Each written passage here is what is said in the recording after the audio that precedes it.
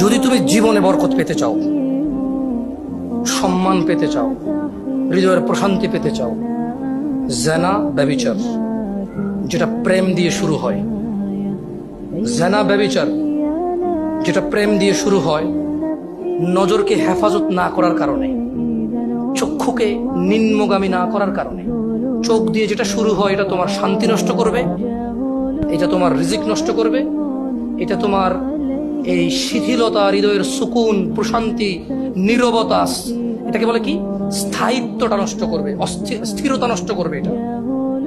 ছোট ভাই, তোমার প্রতি আমার নসিহত, তুমি কে নীল পড়ছে, লাল পড়ছে, কে ছোট পড়ছে, কে বড় পড়ছে, তুমি এগুলা মেজারমেন্ট করার দরকার নাই। তুমি নিচে নজর রাখো, হাঁটো, তোমার এটা জানারও দরকার নাই আজকে তোমার সামনে দিয়ে কয়টা মেয়ে কি পড়ে গেছে তুমি দেখোই নাই।